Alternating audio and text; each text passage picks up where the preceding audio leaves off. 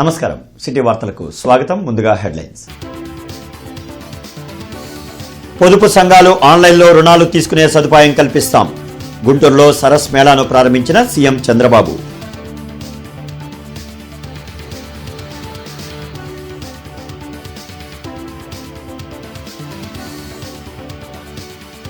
ముఖ్యమంత్రి చంద్రబాబు అధ్యక్షతన కేబినెట్ సమావేశం. పలు కీలక నిర్ణయాలకు ఆమోదం.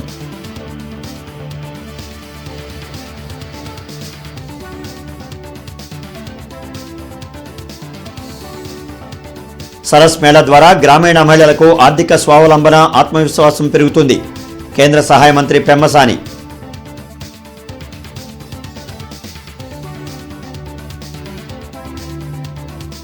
క్రెడిట్ చోరీ కోసం చంద్రబాబు పడరాని పాట్లు పడుతున్నారు. రాజధాని అమరావతిలో మరోసారి ల్యాండ్ పూలింగ్ దేనికోసం ప్రశ్నించిన మాజీ సీఎం జగన్. మహిళలకు ఆర్థిక స్వావలంబన కోసమే డ్వాక్రా సంఘాలను ఏర్పాటు చేసినట్లు ముఖ్యమంత్రి చంద్రబాబు తెలిపారు. గుంటూరులో ఏర్పాటు చేసిన సరస్ మేళాను సీఎం చంద్రబాబు ప్రారంభించారు. వివిధ రాష్ట్రాలకు చెందిన స్వయం సహాయ సంఘాలు ఏర్పాటు చేసిన స్టాల్స్ ని కేంద్ర సహాయ మంత్రి పెమ్మసాని చంద్రశేఖర్, మంత్రి కొండపల్లి శ్రీనివాస్, ఎమ్మెల్యే గల్లా మాధవితో కలిసి ఆయన పరిశీలించారు. ఈ సందర్భంగా వారు ఎదుర్కొంటున్న సమస్యలపై ఆరా తీశారు. అనంతరం ఏర్పాటు చేసిన సభలో చంద్రబాబు మాట్లాడారు. దేశ రాజధాని ఢిల్లీలో నిర్వహించే తరహా కార్యక్రమాన్ని గుంటూరులో ఏర్పాటు చేయడం సంతోషంగా ఉందన్నారు. మినీ ఇండియాను చూస్తున్నట్లుగా ఉందని చెప్పారు.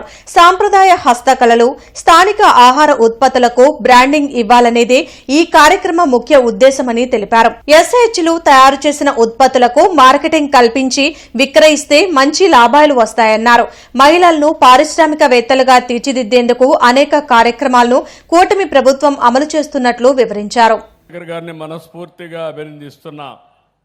ఢిల్లీలో జరిగే ఇలాంటి పెద్ద కార్యక్రమాన్ని గుంటూరుకు తీసుకొచ్చి, గుంటూరులో కూడా ఇక్కడ ఆంధ్రప్రదేశ్ రాష్ట్రంలో మీలో ఒక చైతన్యం ఇవ్వడానికి ప్రయత్నం చేశాడు. సరస్సును మనం చూస్తే ఇది sale of articles of rural artisan society ఇక్కడ పెట్టినప్పుడు నేను చూశాను. మినీ ఇండియా జ్ఞాపకం వస్తూ ఉంది. మీ చేతి వృత్తులు చూశాను, మీ కళలు చూశాను. ఇవన్నీ చూస్తే రాబోయే రోజుల్లో నాకు ఏమాత్రం అనుమానం లేదు, భవిష్యత్ అంతా మా మహిళదే, దాంట్లో అనుమానమే లేదని చెప్పి మీకు తెలియజేస్తున్నా. ముఖ్యమంత్రి చంద్రబాబు అధ్యక్షతన వెలగపూడి సచివాలయంలో కేబినెట్ సమావేశం జరిగింది. 38 అజెండా అంశాలపై చర్చించి పలు కీలక నిర్ణయాలు తీసుకున్నారు.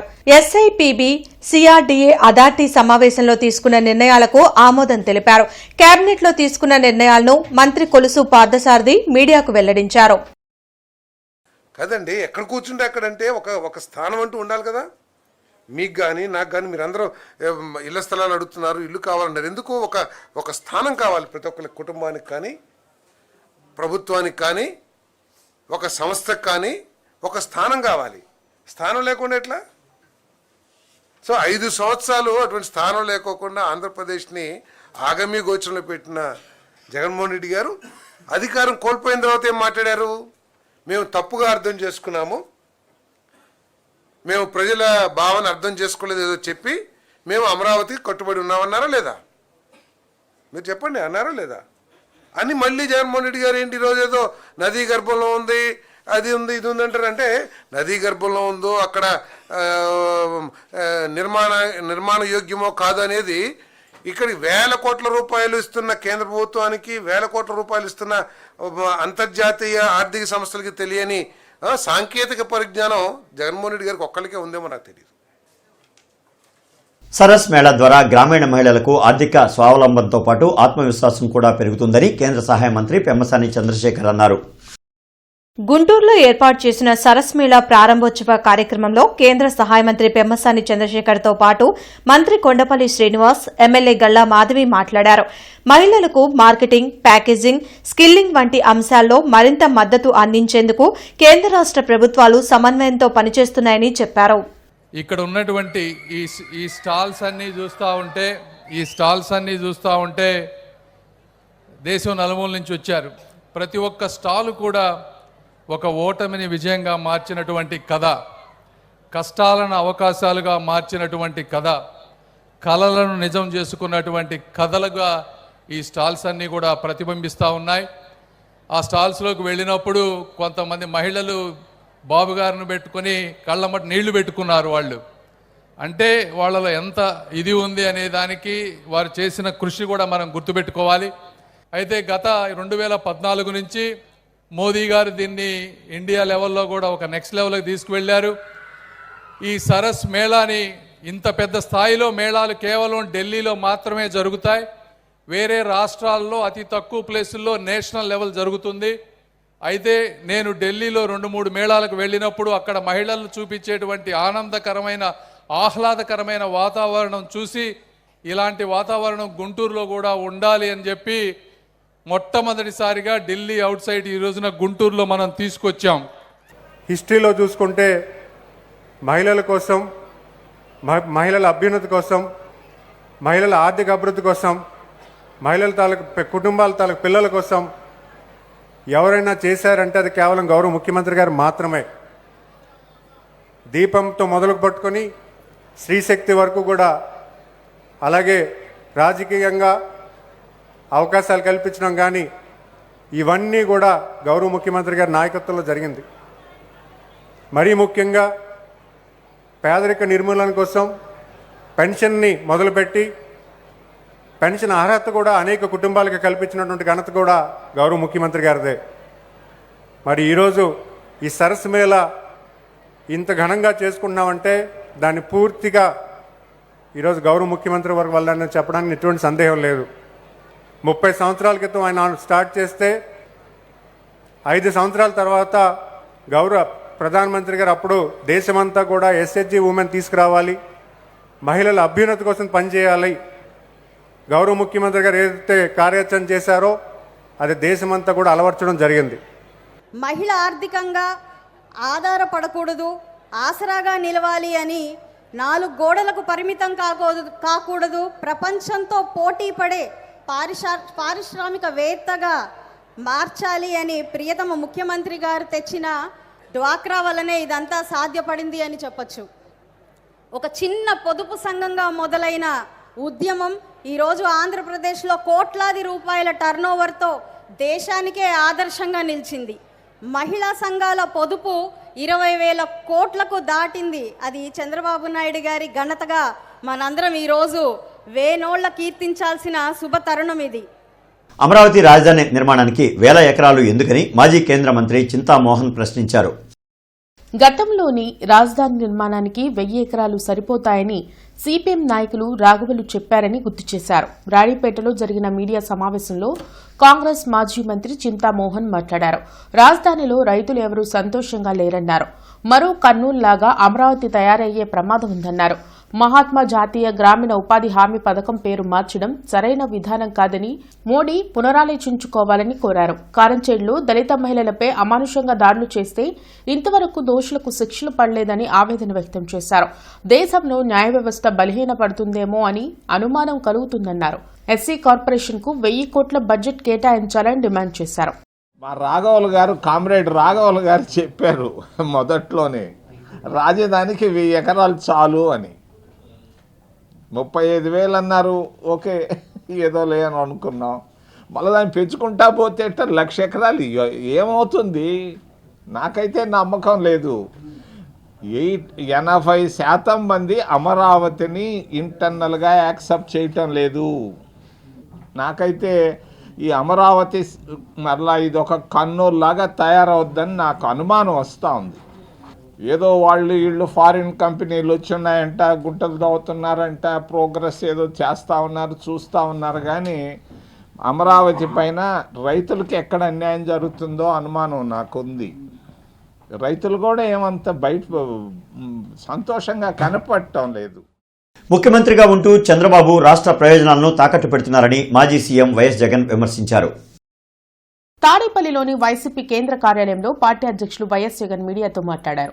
రాయలసీమ ఎత్తిపోతల పథకంపై తెలంగాణ సీఎం చేసిన వ్యాఖ్యలు చంద్రబాబు కుట్రలను బయటపెట్టాయని అన్నారు. క్రెడిట్ చోరీకి కేరాఫ్గా కూటమి ప్రభుత్వం మారిందని ధ్వజమెత్తారు.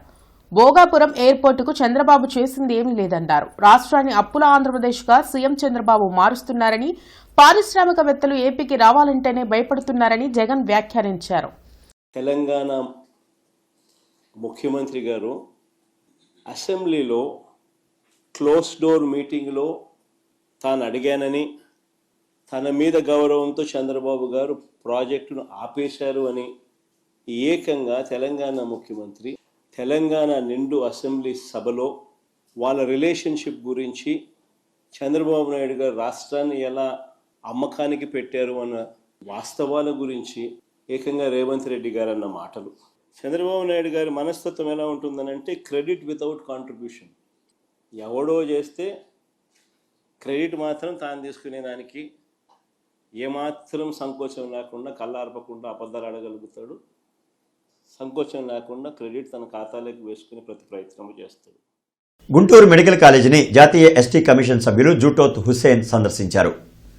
కృష్ణా, గుంటూరు జిల్లాల్లోని మెడికల్ కాలేజీల సందర్శనలో భాగంగా ఈరోజు గుంటూరు మెడికల్ కాలేజీకి రావడం జరిగిందని జూటోత్ హుస్సేన్ వెల్లడించారు. గతంలో ఉన్న ఎస్టీ విద్యార్థుల సమస్యలను ప్రిన్సిపాల్ చాలా వరకు పరిష్కరించారని తెలిపారు.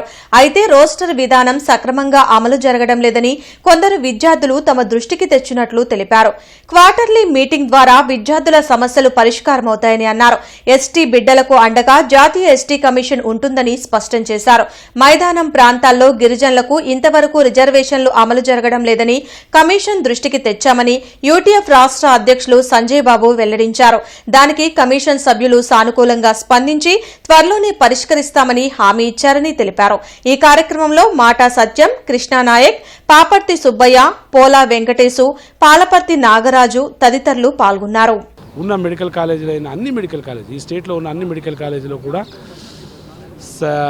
కొన్ని అసోసియేషన్స్, ఎస్టీ అసోసియేషన్ వాళ్ళు మాట్లాడుకునే రైట్స్ కావాలి. స్టూడెంట్స్కి ఉండొచ్చు, డాక్టర్లకు ఉండొచ్చు. అలాగే క్వార్టర్లీ మీటింగ్లు నడవాలి. ఆ మీటింగ్లు కూడా కొన్ని నడవట్లేదని తెలిసింది. పీస్ఫుల్గా ఉండాలనుకుంటున్నారు కాదు, అలా లోపల మనసులో ఎక్కడో ఒక పేరు ఉంటుంది. అది వాళ్ళతో ఒక క్వార్టర్ మీటింగ్ పెడితే సెట్ అయిపోతుంది అని అనుకుంటున్నాను నేను. కొన్ని కంప్లైంట్లు ఆడికి వచ్చినాయి, మేము చూసాం. ఫిజికల్గా ఎలా ఉందని విజిట్ చేయడానికి రావడం జరిగింది. అలాగే వీళ్ళని రివ్యూ చేయడం జరుగుతుంది. ఎలా వీళ్ళ రోస్టర్ పాయింట్స్ ఏందో అన్నీ చెక్ చేస్తున్నాను. చూద్దాం ఏమవుతుందో. ఇక్కడ ఉన్న తేడాలు ఏమైనా ఉంటే మరి వీళ్ళందరూ ఎక్కడికి రావాలో మీకు తెలుసు కదా. ఆ కంప్లైంట్లు వస్తే చాలు. కనీసం మేము వచ్చినాం, మా జాతి బిడ్డలకు ధైర్యం, ఆఫీసర్లకు కూడా కొంచెం ఆలోచన, అరే వీళ్ళ ఇలా ఉంటుంది, ఇది పాటించాలనే తత్వం వాళ్ళకు కూడా కలుగుతుంది. Thank you. 44 మండలాలు కూడా ఏజెన్సీ ప్రాంతంలోనే ఉన్నాయి. 634 ప్రాంతాలు అత్యధిక జనాభా కలిగిన 65% గిరిజనులు ఉన్న మైదాన ప్రాంతంలో కూడా ఇంతవరకు రిజర్వేషన్ అమలు కాలేదు. చట్టసభల్లో కూడా మా వాయిస్ వినిపించడానికి ఒక మైదాన ప్రాంత గిరిజనులు ఒక్కడ కూడా లేడు. అందువలన ఈ యొక్క సమస్యలపై మేము జాతీయ ఎస్టీ కమిషన్ వారు తప్పకుండా కూడా మేము అన్ని పర్యవేక్షించి విచారించి ఎవరైతే బాధ్యులు ఉన్నారో వాళ్ళని తగు చర్యలు తీసుకొని మాకు న్యాయం చేస్తారని చెప్పేసి హామీ ఇచ్చి ఉన్నారు. ఆంధ్రప్రదేశ్ ఐక్య ఉపాధ్యాయ ఫెడరేషన్ 51వ రాష్ట్ర కౌన్సిల్ సమావేశాలు జనవరి 10-11 తేదీల్లో గుంటూరులో జరగనున్నాయి. బ్రాడీపేటలోని యూటీఎఫ్ కార్యాలయంలో జరిగిన మీడియా సమావేశంలో రాష్ట్ర అధ్యక్షులు వెంకటేశ్వర్లు, మాజీ ఎమ్మెల్సీ కెఎస్ లక్ష్మణరావు మాట్లాడారు. 10వ తేదీన ఉపాధ్యాయులు మహాప్రదర్శన నిర్వహిస్తున్నామని తెలిపారు. అనంతరం జరిగే సభకు ముఖ్య నేతలు రానున్నారని చెప్పారు. రాష్ట్ర ప్రభుత్వం ఉపాధ్యాయులను అధ్యాపకేతర పనులకు ఉపయోగిస్తున్నారని ఆవేదన వ్యక్తం చేశారు. నేడు సుమారు 5 లక్షల మంది విద్యార్థులు ప్రభుత్వ పాఠశాలకు దూరమయ్యారని అన్నారు. ఇన్ సర్వీస్ ఉపాధ్యాయులకు టెట్ పరీక్ష నుంచి మినహాయింపు ఇవ్వాలని డిమాండ్ చేశారు. ప్రభుత్వ బడులను, పాఠశాలను పరిరక్షించుకునేందుకు ఈ సభలు దోహదపడతాయన్నారు. అనంతరం 51వ కౌన్సిల్ సమావేశం పోస్టర్లను ఆవిష్కరించారు. ఈ కార్యక్రమంలో కేవీఎస్ ప్రసాద్, కె శ్రీనివాసరావు, రాజశేఖర్, ఎం కళాధర్, ఎన్ అరుణకుమారి తదితరులు పాల్గొన్నారు.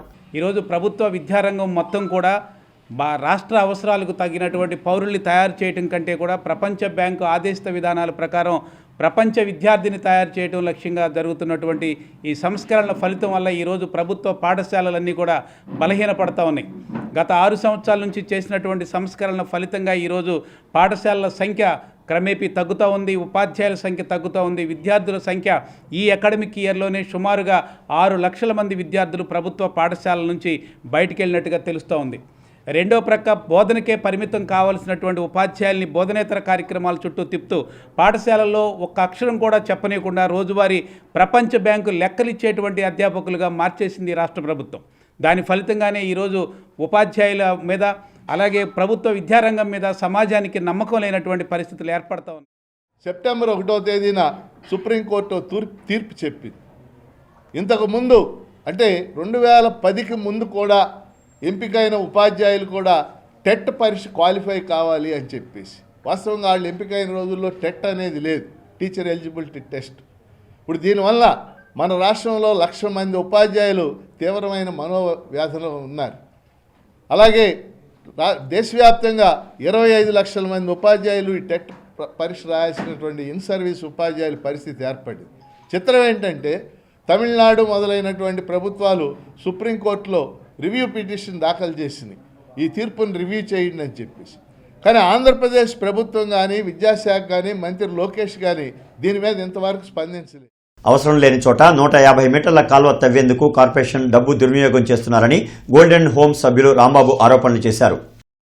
కృష్ణానగర్లోని గోల్డెన్ హోమ్స్ వద్ద కార్పొరేషన్ అధికారులు కాల్వ నిర్మాణం చేపట్టారు. దానిలో భాగంగానే ఆ ప్రాంతంలోని చెట్లు కొట్టివేసే ప్రక్రియను ప్రారంభించారు. కానీ ఆ ప్రాంతంలో నివాసం ఉండే రాంబాబు దాన్ని వ్యతిరేకించారు. 30 సంవత్సరాలుగా పెరిగిన చెట్లను కొట్టివేయడం సరికాదన్నారు. అసలు అక్కడ కాల్వ అవసరమే లేదన్నారు. పర్యావరణాన్ని పరిరక్షించాల్సిన కార్పొరేషన్ చెట్లు నరకడం ఏంటని ప్రశ్నించారు. నగర మేయర్, కమిషనర్ ఈ విషయంపై పరిశీలన చేయాలని కోరారు. ఇక్కడ కాలువ తీయాలి అని చెప్పి మున్సిపాలిటీ వాళ్ళు రావడం జరిగింది. వాళ్ళని గత 10 రోజుల క్రితం హెచ్చరించడం జరిగింది. ఇక్కడ ఉన్న చెట్లు కొట్టొద్దు, ఇక్కడ కాలువ అవసరం లేదు అని చెప్పి చెప్పడం జరిగింది. ఈ మొత్తం 200 అడుగుల దూరం ఉన్నటువంటి ఈ సైడు 150 అడుగుల వరకు అపార్ట్మెంట్ మాత్రమే ఉంది. ఇటు చుక్క నీళ్ళు రావు, అసలు కాలువ కూడా అవసరం లేదు. ఇక్కడ అవసరం లేని దగ్గర 150 మీటర్లు మున్సిపల్ డబ్బులు వేస్ట్ చేస్తూ వద్దు అంటే లేదు మేము ఈ చెట్లు కొట్టేస్తామన్నారు. 30 సంవత్సరాలు పెరిగిన చెట్టు ఈరోజు భారతదేశం కాలుష్యం అది ఇది అని చెప్పి నిన్ననే నేను న్యూస్లో చూశాను. ఈ రకంగా 30 సంవత్సరాలు పెరిగిన చెట్టును కొట్టేస్తే కాలుష్యం పెరగక ఏం చేస్తుంది? ఇక్కడికి వచ్చిన వర్కర్లను అడిగితే మీరు పోయి కమిషనర్ గారితో మాట్లాడుకోండి అంటున్నారు. ప్రస్తుతానికి నేనైతే రిక్వెస్ట్ చేసేది ఏంటంటే ఇన్ని సంవత్సరాలు పెరిగిన చెట్లు మాత్రం దయచేసి కాలువ అవసరం లేని దగ్గర కాలువ తీసి చెట్లు కొట్టేయొద్దని మాత్రమే నేను చెప్పగలుగుతున్నాను. సంక్రాంతి సందర్భంగా రేపు జిల్లా టీడీపీ కార్యాలయంలో ముగ్గుల పోటీలు నిర్వహించనున్నారు. మహిళలు పెద్ద సంఖ్యలో ఈ పోటీల్లో పాల్గొనాలని తెలుగు మహిళా నేతలు కల్పన పంచుమర్తి, గంట మౌలిక, శివజ్యోతి, నంది సరస్వతి, ప్రమీళ తెలిపారు. పోటీల్లో పాల్గొనదలిచిన వారు జిల్లా టీడీపీ కార్యాలయంలో గాని 7075087057 నంబర్కు ఫోన్ చేసి గాని రిజిస్టర్ చేసుకోవాలన్నారు. పోటీల్లో గెలుపొందిన విజేతలకు బహుమతులు అందజేస్తామన్నారు. తెలుగు పండగల్లో అమ్మని, ఆవకాయని, సంక్రాంతి పండుగని మనం మర్చిపోలేం. పంటలన్నీ మన ఇంటికి వచ్చి ప్రజలందరూ హ్యాపీగా ఉన్నారు. ఇది కూటమి ప్రభుత్వంలో ప్రజలందరూ హ్యాపీగా ఉన్నారు. ఇది మంచి ప్రభుత్వం, ఇది మా ప్రభుత్వం అని ప్రజలందరూ సంతోషంగా పండగ చేసుకోవటానికి ఒక అవకాశం మన జిల్లా తెలుగుదేశం పార్టీ ఆఫీసులో మహిళలందరూ ఇక్కడ ముగ్గుల పోటీలు నిర్వహించడం జరుగుతుంది. అందరూ దయచేసి ఇందులో పాల్గొని ఈ కార్యక్రమాన్ని విజయవంతం చేసి మహిళలకి మనం మంచిగా ప్రైజులు కూడా అరేంజ్ చేసామండి. పెద్ద టీవీ ఒకటి, అలాగే రైస్ కుక్కర్ ఒకటి, మిక్సీ, 1, 2, 3 ప్రైజెస్ పార్టిసిపెంట్స్ అందరికీ ప్రైజెస్ కూడా మేము అరేంజ్ చేసాం. మన గుంటూరు తెలుగుదేశం పార్టీ జిల్లా ఆఫీసులో ముగ్గుల పండగ అనేది ముగ్గుల పోటీ ద్వారా జరపడం జరుగుతుంది. సో దీనికి పార్టిసిపేట్ చేయాలంటే చాలా సింపుల్ అండి. మనకేమీ లేదు, టీవీ మీద స్క్రోల్ అవుతూ ఉంటుంది నెంబరు. ఆ నెంబర్కి ఫోన్ చేసి మీరు రేపు మార్నింగ్ లోపు రిజిస్టర్ చేసుకోవాల్సి ఉంటుంది. రిజిస్టర్ చేసుకున్న ప్రతి ఒక్కరికి కూడా పార్టిసిపేషన్ గిఫ్ట్ అనేది ఉంటుంది. అండ్ ప్లస్ ఫస్ట్ 3 ప్రైజెస్ వాళ్ళకి మంచి గిఫ్ట్స్ ఉన్నాయి. అండ్ పార్టిసిపేట్ చేసే వాళ్ళు ప్రతి ఒక్కళ్ళు కూడా వాళ్ళ మెటీరియల్ అనేది వాళ్ళే క్యారీ చేసుకోవాల్సి ఉంటుంది. సో అందరం కలిసి మన ఈ సంక్రాంతి సంబరాలని విజయవంతంగా రంగురంగుల ముగ్గులతో, పట్టు చీరలతో, అన్ని కళలు మన గుంటూరులో రేపే కనిపించేలాగా అందరం. రాజీవ్ గాంధీ నగర్లోని శ్రీ వెంకటేశ్వర పబ్లిక్ స్కూల్లో సంక్రాంతి సంబరాలు ఘనంగా నిర్వహించారు.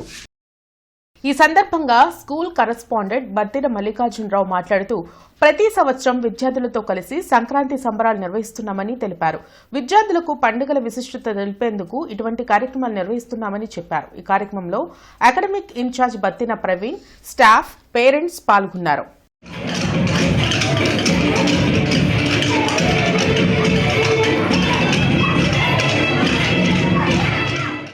గతంలో మనకు అన్ని ఉమ్మడి ఫ్యామిలీస్ ఉండేవి, జాయింట్ ఫ్యామిలీస్ ఉండేవి. ఇప్పుడు ఆ ఉమ్మడి ఫ్యామిలీలు అనేవి పూర్తిగా కనుమరుగైపోయి అంతా జాయింట్ ఫ్యామిలీ నుంచి అందరు ఇండివిజువల్ ఫ్యామిలీకి వచ్చి ఆ ఇండివిజువల్ లైఫ్లో బతుకుతున్నారు. కానీ ఈ సంక్రాంతి పండగకి మాత్రం మన చేతి నిండా చేతికి పంట వచ్చి అందరూ చక్కగా జాయింట్ ఫ్యామిలీతో కలిపి చేసుకునేటువంటి ఈ పండగ పెద్ద పండగని మేము చాలా చక్కగా జరుపుకుంటూ పిల్లలందరికీ కూడా సంక్రాంతి అంటే ఏంటి, భోగి అంటే ఏంటి, కనుమ అంటే ఏంటి, ఇది ఏ సంవత్సరంలో ఏ నెలలో ఎప్పుడు జరుపుకుంటారు. నేటి మిర్చి ధరలు ఇలా ఉన్నాయి. Non AC red common variety 334 రకం minimum 13,500, maximum 19,000, model 17,500. Number 5 minimum 13,500, maximum 18,000, model 17,000. 341 minimum 14,000, maximum 20,500, model 19,000. Special variety Teja minimum 11,500, maximum 15,000, model 14,800. Byadgi 355 minimum 13,000, maximum 18,000, model 17,500. Devanur deluxe minimum 13,500, maximum 20,500, model 19,000. Armoor minimum 12,000, maximum 13,500, model 13,000. AC red common variety 334 minimum 12,000, maximum 18,000, model 17,500. Number 5 minimum 13,000, maximum 17,500, model 17,000. 341 రకం minimum 13,000, maximum 19,000, model 18,000. Super 10 minimum 13,000, maximum 18,200, model 17,600. Special variety Teja minimum 11,000, maximum 14,800, model 14,500. బడిగి 355 minimum 12,000, maximum 17,500, model 17,000. తాలు common variety 334 minimum 5,500, maximum 8,700, model 7,600. Number 5 minimum 5,500, maximum 7,700, model 7,300.